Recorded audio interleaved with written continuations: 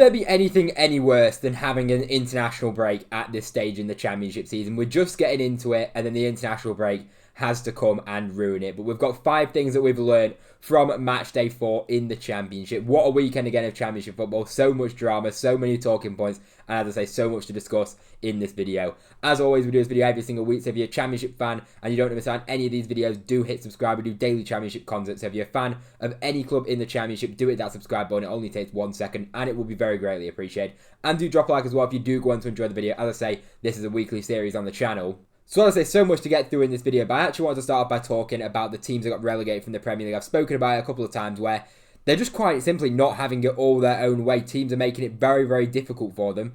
And one of the teams that dropped points again that was relegated from the Premier League last season, that again we expect to be right up there at the end of the season, is Southampton. Of course, some positives to take for Southampton. Cameron Archer getting his first goal of the Championship season, and very good for him that he gets himself a start and gets himself a goal as well. So good for him that he's managed to get, and hopefully he can hit the ground running in terms of his season.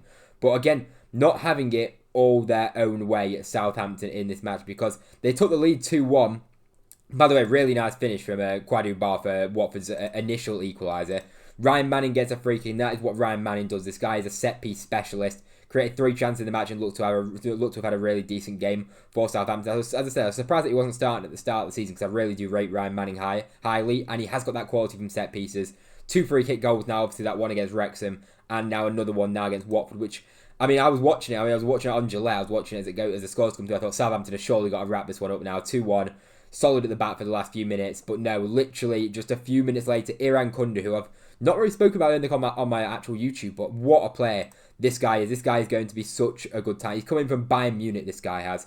Obviously coming with a big reputation over there. You know, with it being pretty high profile signing coming from Bayern Munich. Did really well over in the Australian League. Kind of lost his way at Bayern. Of course, didn't get any game time at all. Had a couple of loan spells that didn't really work out. But now he's joining Watford. He's been really, really impressive so far in the Championship season. 3 starts, 2 goals, 1 assist. I watched him for the full 90 minutes against QPR, and I thought he was really impressive. And 2 free kick goals now, and 2 really nice goals. Such a well-taken free kick. And this guy, he had a reputation for it over in Australia for his quality set piece and quality free kicks.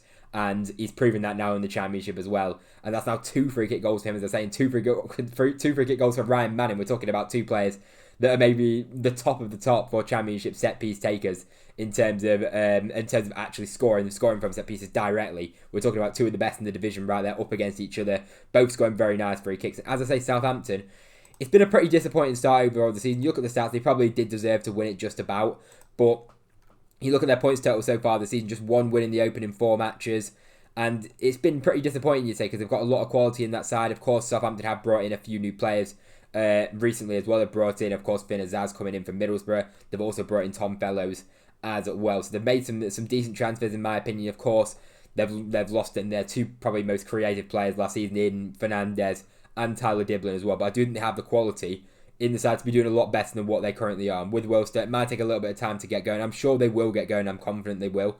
But defensively, I do kind of worry about them a little bit. I mean, Stevens is questionable sometimes. Howard Bells, I mean, I know we got the England cap, but I'm not exactly sold on him yet. And as I say, I'm just thinking it will take a little bit of time for Wilster to kind of get his system in place and get his kind of best 11 in terms of what he wants to be choosing week in, week out. And I do think it's definitely a work in progress. Watford, I think they've got some real quality in their side. I think Cipriano, I think he might have played the pass out to Bar. I think it was a really good ball. Maybe it wasn't Cipriano, but I mean, I thought it was anyway. Or it might have actually been Vati, that played the pass out to Quadu Bar, I'm not even sure, but whoever it was a great ball out to Quadu Bar. Really nice finish. And a decent point in the end for Watford against the Southampton side, which we expect should be up there come the end of the season, but we haven't really been able to impress them in terms of their performances so far this season. And Ipswich Town, I mean, what is going on at Ipswich right now? It was diabolical again, to be honest. I mean, they scored a goal from a corner. Jacob Greaves, honestly, was mistaken by Zetterstrom, who should have done better. Zetterstrom's a little bit questionable, I'm not going to lie. I think there's a few occasions where he definitely could have done better at times in multiple different games. Greaves getting a goal from a corner, and then Morris getting another goal. That's 4-4 now for Morris. I mean, it was a penalty, yes, but I mean, it was a handball. It was a definite penalty. And I mean, Morris, I mean, you can't complain. He scored a few penalties, yeah, but he has now scored, 4 goals in 4 games. And it's a good start to the season, you have to say, for Carlton Morris, of course, transferring in from Luton. I think he needed a fresh start, and he started off very well, you have to say, at Derby County. And a really, really nice goal, by the way, from Rhian Brewster. I mean, we haven't seen enough of that. That's the Ryan Brewster that we saw when he was over at Swansea, a confident Ryan Brewster. Hopefully we can see that from Derby County, of course, just coming back from injury recently. And hopefully he can continue where he's played this game against Ipswich. Obviously a really nice and really well taken goal, and a nice goal which I really think gave Derby that would have given Derby the win. As I say, Ipswich did create a little bit of chances, but I'm still very, very concerned about this Ipswich side. And then getting a late penalty as well, 90 plus 16 minutes. I mean, where's all this time come from? Because the penalty I got conceded on, I think it was 13 minutes of added time. The penalty got conceded with 14 minutes. Derby fans, a lot of people I've seen who are kind of complaining, where was the full-time whistle? They were just playing till Ipswich basically scored from what it sounds like. Of course, they added on a little bit extra time to the added on time. And Clark getting a last-minute penalty to equalise. And as I say, Ipswich just quite simply not having it all their own way. You know, you're looking at it, they scored from a penalty and they scored from a corner. They got a point against Birmingham, scoring from a penalty as well. It's not been exactly what we expect from Ipswich in terms of their creativity, in terms of taking chances as well as that when they do get the opportunities. I've been very disappointed with Ipswich so far. As I say, they did have a few good chances in the game, but it's been very, very disappointing. We expect Ipswich to be much better and not conceding 2 goals to a side like Derby, Derby, they can definitely come into it, but they have struggled in the opening few games of the season. They haven't looked good in terms of their performances. From a Derby County perspective, I think they're actually pretty decent. So I think they gave a really good account of themselves. It's very disappointing for Derby that they didn't end up getting the 3 points, being 2-1 up in the 90th minute. To draw it's 2-2, but I think if you asked them to would you take a 2-2 at the start of the game, they definitely would. But overall, you'd probably say a point's a fair reflection, but as I say, Derby County will be absolutely gutted at that. And Ipswich, again, it's just quite simply not being good enough from them in the slightest. So it's a little bit concerning, I'm not going to lie, for Ipswich. And as I say, for the relegated team, even Leicester, of course, they beat Birmingham, they've got results, they haven't exactly performed incredibly, but they have got a decent amount of points on the board so far. Now, I want to talk about QPR as well, because, of course, the main talking point last week was QPR losing 7-1. It was a real good kind of reaction to that poor result against Coventry, that embarrassing result against Coventry. Much better performance right from the off. We managed to get a goal 8 minutes in. Paul Smith getting himself a goal. Really nice dummy from Richard Kone, who's the kind of player I wanted to single out from this game. And if we've learned something, it's that Richard Kone can absolutely adapt to Championship life. This guy was unbelievable. He chased everything. He was involved in pretty much everything we were doing. He was always, as I say, dropping into good positions, picking up the ball. Link-up play was really good. And as I say, got himself a goal as well at the end of the match. A really good flip from Pereira, who came in off the bench and I think impressed. Koki Sato was absolutely the difference as well in this game, coming off the bench. His pace, his energy was exactly what we needed. His willingness to actually take somebody on was something that we kind of lacked, and something that we lack maybe we don't see enough of potentially in the side. And Koki Sato definitely does offer that. As I say, I think Paul Smith had a good first half as well. I'm not too sure on Dembele. I think he always seems to look like he's about to get injured with him. And I think Koki Sato came on, was absolutely outstanding, and that was kind of what we've missed in the first few games going forward. I think Koki Sato is going to be an amazing addition. Obviously, we had him last season. And Kone up top, as I say, he scored so many goals in League One. We saw how good he was in League One, especially in that first half of the season. And it's now 2 goals it is for Richard Kone so far this season. Only 1 start, 3 matches played, 155 minutes, 2 goals. I'm telling you now, this guy will score goals in the Championship. If he can stay fit for the whole season, we've got a serious striker that can actually score a good amount of goals, which at QPR we've lacked a striker for years that can actually put the ball in the back of the net consistently. And let's hope. It's been a really positive start. He's got into good positions. His link-up play's been good. His all-round game's been fantastic. And as I say, I really think he could be a top player in the Championship this season.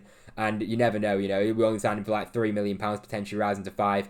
22 years old, he's got a lot of potential. And I've now watched him quite a bit. I watched him quite a bit at Wycombe, but now I'm watching him week in, week out.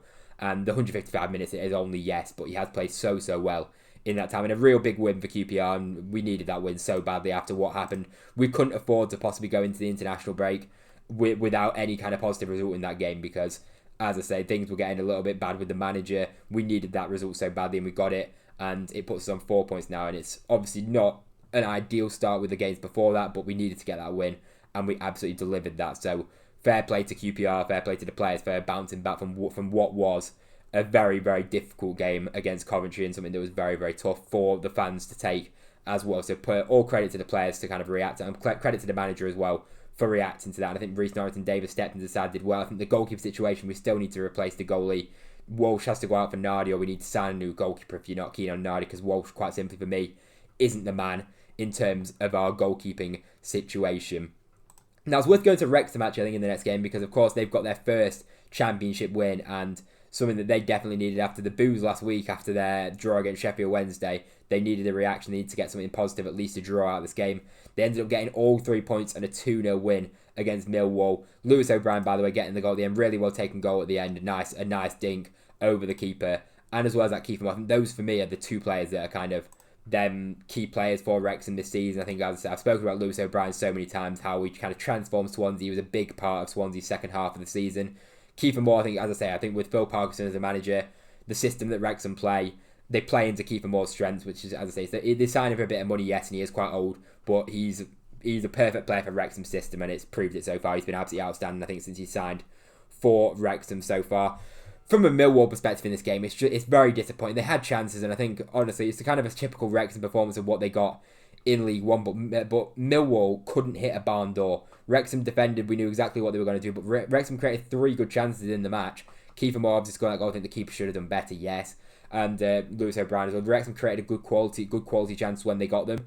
Millwall only one big chance, but they had numerous very decent opportunities where I thought they, on another day, they could have scored. They had kind of like an open net kind of opportunity where there was players on the line, but it's still shot off target. And it felt like Millwall could have played all day and they just wouldn't have been able to hit the back of the net from what we've seen. I mean, Josh Coburn, there's question marks about him. Obviously a big transfer fee for him. Millwall fans have seen it, not really too impressed with him. It's just very disappointing, because Millwall started the season pretty well. They've had some good performances in there. Obviously, they had that 3-0 against Middlesbrough that happened. Now they've had a 2-0 against Wrexham. It's been a very much indifferent, some good performances and then some performances like this. Well, as I say, on another day, they could have taken a couple of chances and it could have been a different game. But Wrexham, I'd say, rode their luck, but in the end of the day, they defended very resolutely and they picked their moments to go forward and scored when they did get the opportunity. And then as an away performance, it's about as perfect as you can probably get from a Wrexham perspective. We've got to go now to the team that's at the top and the team at the bottom, because those two actually faced each other, and two completely different contrasting starts between Middlesbrough and Sheffield United. And it's worth picking out, actually, with Sheffield United, that in pretty much all of their away games, they've literally failed to hit the target in pretty much every single one. They had, in the Cup against Birmingham, hit the target once, and that was that Gustavo Hamer halfway line goal. By the way, I mean, I don't know how Sheffield United didn't have 10 men in the match, because City Pep put in a honestly just disgusting tackle, which is a straight red every single day of the week. I don't know how it's not been given as a red. Middlesbrough players were all up throwing their arms, and rightfully so. Didn't get given, but Middlesbrough at the end did end up getting the win, so they won't be too much raging about that. At least they got themselves a win at the end. But Tommy Conway getting himself a goal, and this is what I like about Tommy Conway. I've said that I can get quite a few goals a season if he can start start week in week out, and as well as that stay fit all season. Then I think Tommy Conway can definitely get a lot of goals in the Championship this season. There's a player that I really like. 2 goals so far this season, and a really well taken goal as well. By the way, fantastic ball from Matt Targett to play him through. Really nice ball through, good quality pass. Matt Targett coming off the bench. I believe that's probably his debut as well. Nice ball in behind. Tommy Conway puts it past the keeper. And Sheffield United, what on earth is going on right now? Of course, they've made a few signings that made them a bit better defensively. Of course, Tanganga coming in and putting an unbelievable tackle as well. And then Ben Godfrey coming in as well. They look a little bit better in terms of that. But in terms of creativity, I mean, under Ruben Sells, I'm not really sure what's going on. It's just not quite clicking for Sheffield United. As I say, zero shots on target in the match, a couple of big chances, but very, very disappointing from Sheffield United. Of course, it's always difficult going to Middlesbrough, especially with them winning every single match so far this season. But I think people are just forgetting about this. We had Sheffield United as our, at least a lot of people had them pretty much nailed on for playoffs this season, and it's been so disappointing to lose 4 matches out of 4. There's honestly no excuses, and the scenes at the end I saw with Ruben Sells, a lot of fans giving him stick at the end of the match, and you really do feel like it's up in the air in terms of will he end up going during this international break or not. Obviously, it's so early, it's only 4 matches, but the Championship is such a ruthless league, and the Sheffield United are falling behind rapidly, and you never know, if they keep him in for too long, and if they do keep getting poor results, we've seen strange things happen in the Championship, and anything can literally happen. It is such a competitive division, and if you're not on it and you're not performing, it doesn't matter how good the players are. We've still got such high quality players in the likes of Gustavo Hamer. Tyrese Campbell scored a lot of goals last season. They've brought in now Tanganga at the back as well. They've got Michael Cooper, Harrison Burrows. They've got so much talent still in that squad. There's no way they should be losing 4 matches out of 4. And Sheffield United fans are well within their rights with the performances that they've seen so far to be complaining at Ruben Sells so far. Because, as I say, it's not been good enough. It has been a mess from upstairs from Sheffield United from the start of the season, let's be real. But there's no denying that you look at the individual quality in that squad, they should not be losing 4 matches out of 4. And they should not be sat rock bottom of the Championship going into the international break. And from a Middlesbrough perspective, now you're looking at it as 4 wins from 4 and only 1 goal conceded. Rob Edwards, fair play to him, he's cooking. I keep predicting, and I've said that I do think Middlesbrough will drop off, but they're the team that's kept the pace so far. They're the team that's got the only 100% record in the whole of the Championship, and honestly, fair play to Middlesbrough, because as I say, defensively they've been decent enough, and they've rode their luck in certain games, but overall they've been decent now that they've scored a few goals as well. It's been a fantastic start, and you can't fault that start from Borough at all. Now we had a big game at the top of the league where it's actually 2nd versus 3rd right now, and it was Stoke City versus West Brom, where, I mean, Victor Johansson, from being hero from the vast majority of the games, I mean, it was his mistake that led to that Nat Phillips goal, kind of spilled the ball, fell to Nat Phillips, put it in the back of the net. And by the way, Nat Phillips, a fantastic signing, it looks to be, from West Brom. I kind of looked at it and thought, he's 28 years old, they paid a fair few million, I think it was maybe 3 or 4 million, correct me if I'm wrong. But I was looking at that and thinking, maybe it's a little bit expensive for a guy who's 28, are they going to be able to kind of, you always look at it and think, are they going to be able to resell this player for more money and make a profit? With Nat Phillips being 28, it's always going to be difficult to do that, but you can't fault the guy's performance. He's been outstanding for West Brom, and such a, we saw it at Derby, the guy heads everything, mate. The guy just, in terms of putting balls into the box, it's meat and drink to Nat Phillips. It's so easy for him just to head them clear. They've got some real quality in that side as well. Isaac Price created 4 chances in the match, and a genuinely very, very good player, and he's a player that's going to be one of the players of the season, in my opinion, in the Championship. I've been bigging this guy up since before the season even started, and there's a lot to like about this West Brom side so far, and Ryan Mason's really getting the best out of these players so far, up against the Stoke side, which, I mean, they created chances. They did definitely create chances, Stoke did, and they could have got a goal another day. You look at it there, maybe Stoke did. I mean, maybe a draw would have maybe been a fair reflection, but I think West Brom, of course, going 1-0 up so early, they were always going to be kind of sitting back and letting Stoke come on to them. It was always going to happen at that kind of scoreline from so early, and West Brom were pretty decent defensively, I have to say again. Stoke definitely had chances, and they definitely on another day could have scored. I do really like that Stoke front 4. Yeah, like Mabama, man who I'm a big fan of as well. Sorba Thomas, it wasn't quite his day, but he's been unbelievable this season. There's still a lot to like about this Stoke team, but West Brom were very, very hard to break down and very difficult to play against. And again, another good result for West Brom, and I think both teams have been really, really impressive so far this season. Stoke can't be too disheartened by that. Of course, they conceded with a mistake from Johansson from a corner. On another day, things could have gone another way. Not too many. I wouldn't say there's any alarm bells or anything ringing with Stoke, because they've been so good in their opening games. And as I say, it may be a bit of an off day, but it wasn't, as I say, they're up against a very good team in West Brom, and there wasn't a lot in the game as well.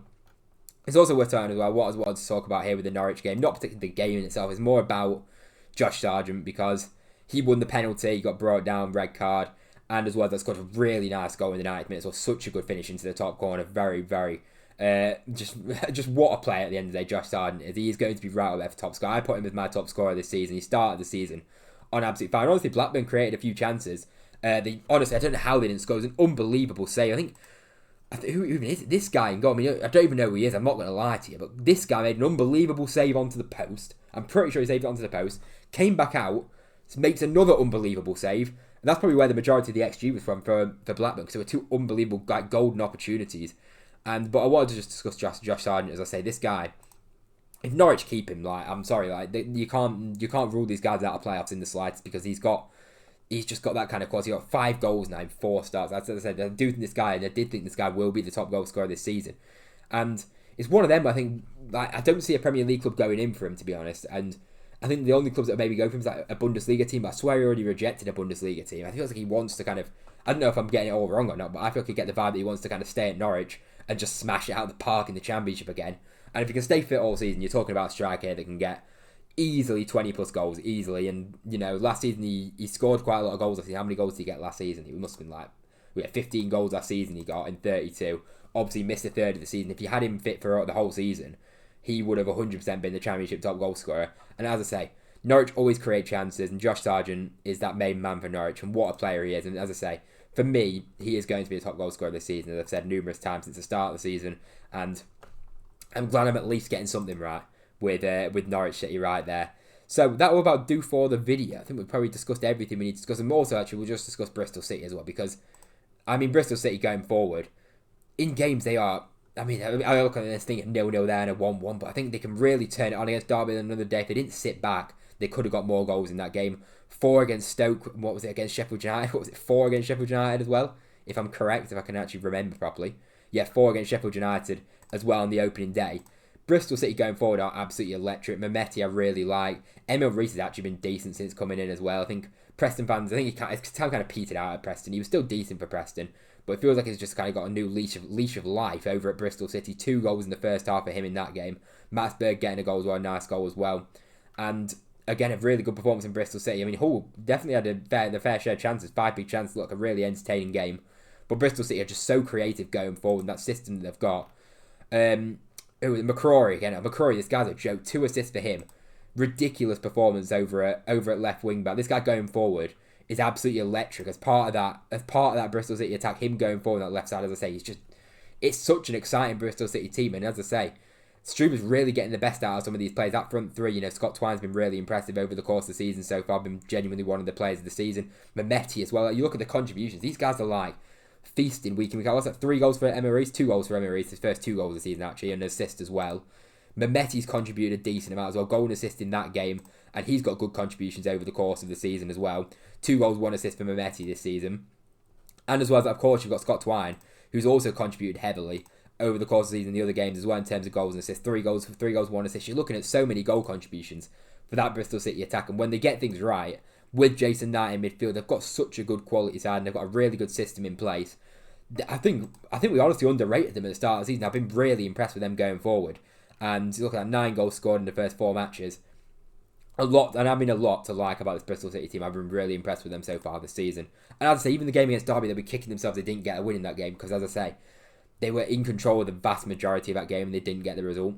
Anyway, that will about do for the video. If you enjoyed it, drop a like down below. It'd be very greatly appreciated. If you've watched this point as well, please do hit that subscribe button. It only takes 1 second. It'd be very greatly appreciated if you could hit that subscribe button. As I say, if you support any team in the Championship, it's definitely worth to subscribe because we talk about your teams pretty much every single day in the Championship. Anyway, if you enjoyed the video, drop a like, subscribe if you're new around here. Thank you very much for watching, and I'll see you in the next one.